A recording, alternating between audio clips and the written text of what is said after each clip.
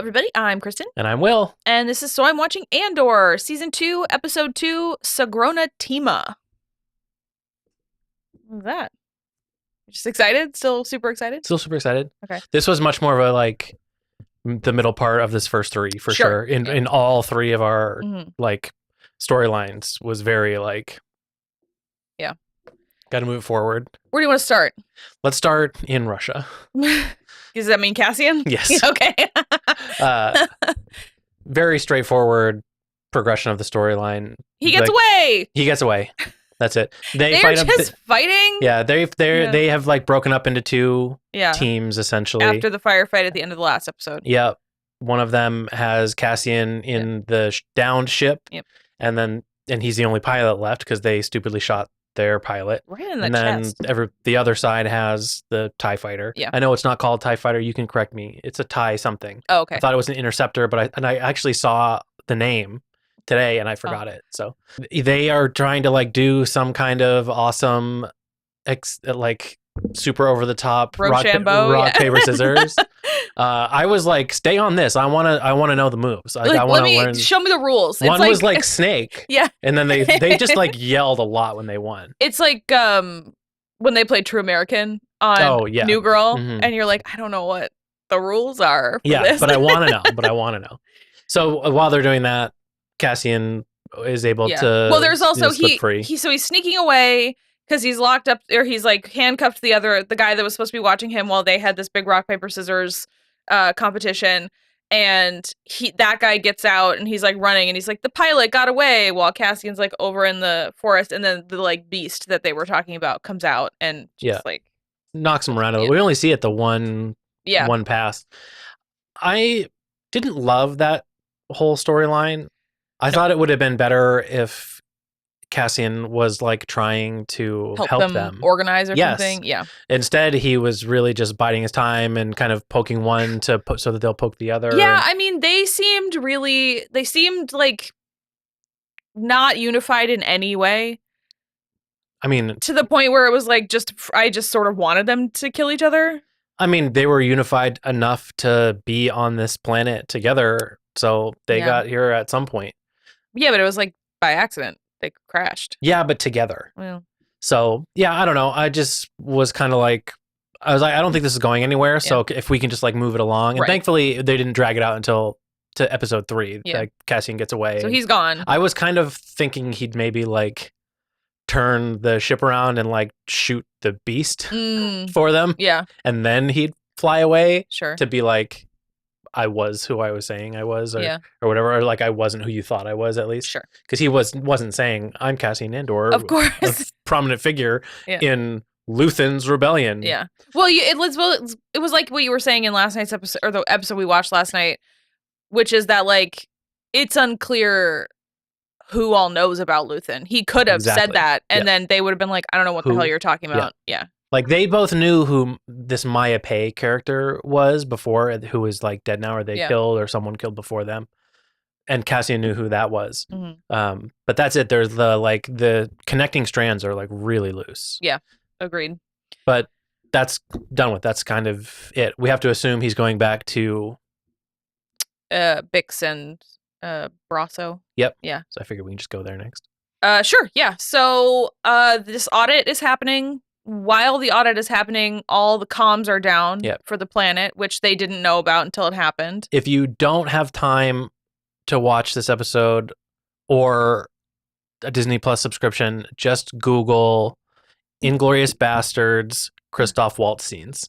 It's just the two scenes, the opening scene and the strudel scene. Yeah. It's very this one guy is definitely I'm gonna overreach and soon. Yeah. And then Brasso shows he's intimidating Bix. Well, yes, no, he is intimidating her, and she really made up a fake husband.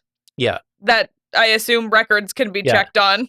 So it really reminded me of the scene actually when, I guess really any scene that Daniel Bruhl and what's her name, Melanie Laurent are interacting, because he is very I'm gonna make you my wife someday, kind of but bubbling under like niceties, but you Yeah. can tell that he wants more than what he's saying. Of course. That's what I was getting. So it was like kind of a mix between, because this guy today, the lieutenant that was checking the storage and then was intimidating, felt a little bit more sinister than Immediately sinister than Daniel Bruhl is, but not as bloodthirsty as the Christoph Waltz character, Correct. Landa. Yeah. So if you've not seen that movie, you should go see it. Get out of here. It's really good. It's really good. Yeah, so they then are they are fugitives. They're going by different names, which I sort of didn't fully realize. That was helpful. They do keep talking about like visa. They mentioned visas and the one that Brasso's with, she's Talia, like, well, we can say I live here. I'm legal. Yep. So she's like on this planet, or she's from this planet, like we talked about. Mm-hmm.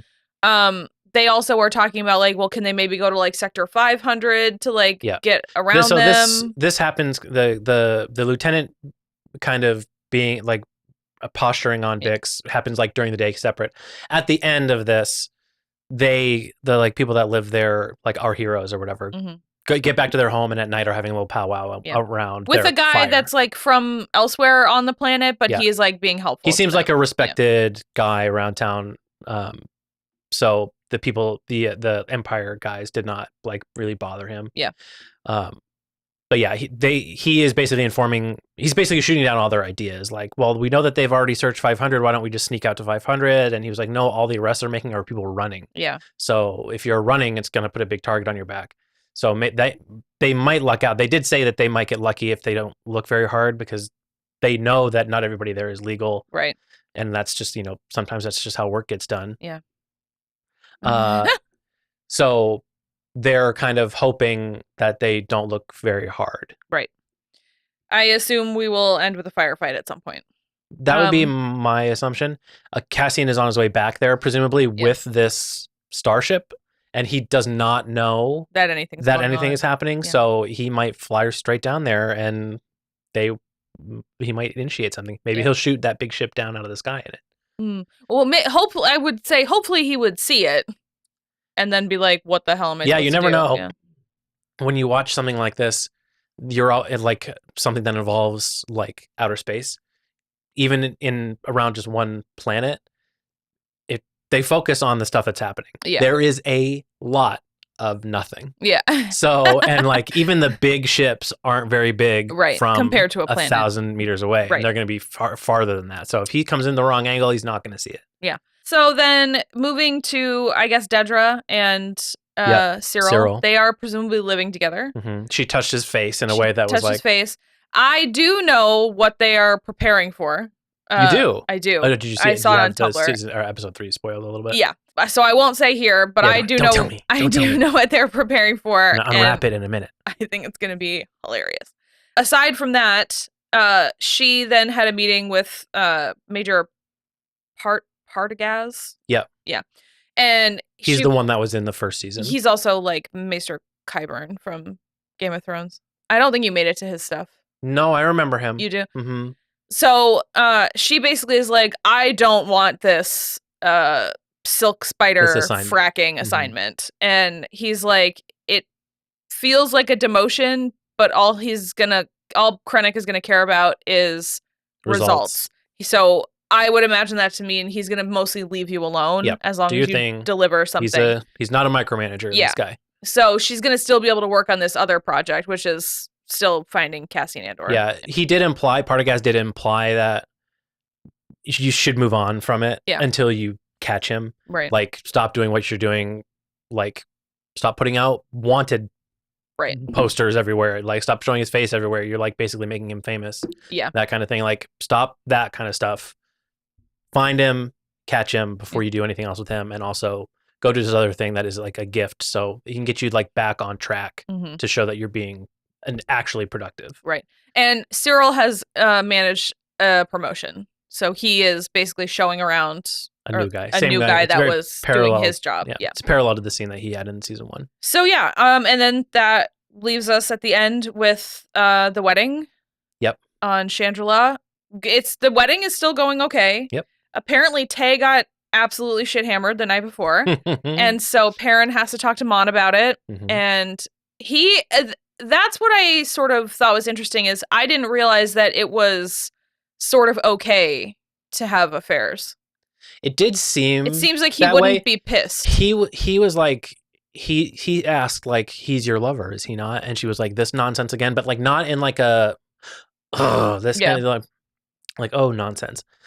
So it did seem like they don't care quite as much. Well, I guess maybe it's just the two of them because they're in an arranged marriage. Political marriage, yeah. Yeah, but I mean, they're both like good looking and like they could like make like a marriage work if they really. I mean, not that that's not the only thing, but they both are high status and like have similar interests, like political interests as outside of the stuff that Mon is doing now. I was like, I don't think Perrin is into the rebellion. No, well, he doesn't know about it really. He doesn't know about her involvement in it. Not her involvement, but I don't think he would support it. I think he's more indifferent than anything. Okay.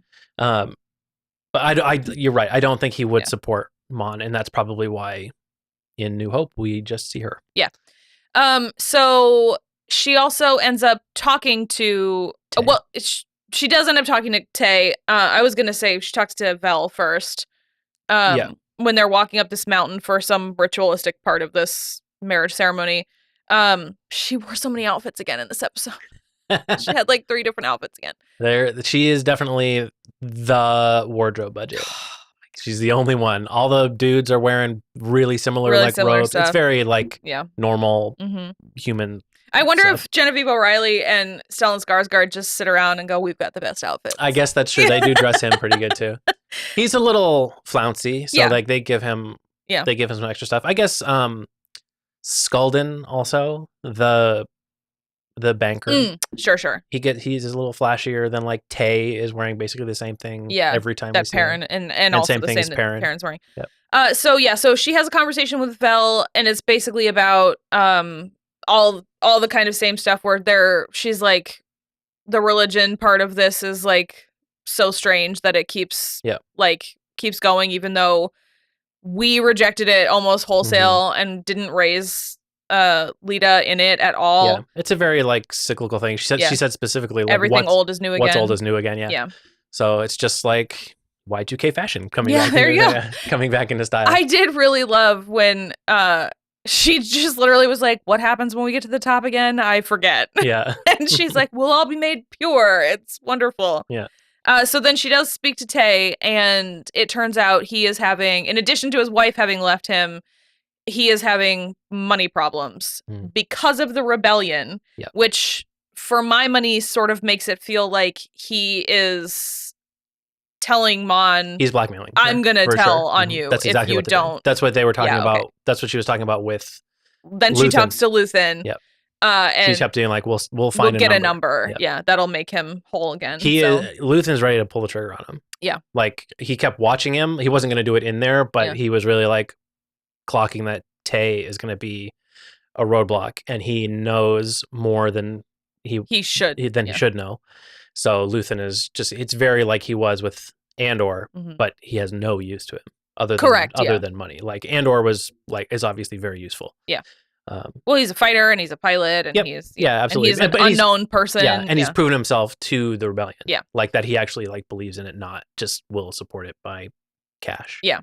So then Perrin makes a speech that basically is like, you're going to be sad every day of your life, but hopefully you can be happy sometimes hopefully with each other. Like music, yeah. Yeah. I was like, grim wedding toast, bro. Yeah. No, I get it too, obviously. He just kept on talking about all the sorrows and anxiety, and I was like, God. Every day the Empire will drop a new basket of anxiety on your doorstep. And he's like, you better be able to deal with it, motherfuckers. Yeah, I thought it was a very funny phrasing. So that is the long and short of it. It's like broken up. Like the last scene is again Cassian escaping. Yeah. So yeah. All right. Well, we're gonna go watch the next one, and we'll be right back. Yeah, that was it for that one. It was very peace movie. I suspect the next one will have a little bit more conclusive stuff. Yeah. Because my guess is the bunches, the like 3x3x3x3, are gonna be like time jumps between. Sure. Like these are like pivotal like moments that happen. We'll see. Yeah, we'll find out. All right. Bye. Bye, Laura Dern. Yeah.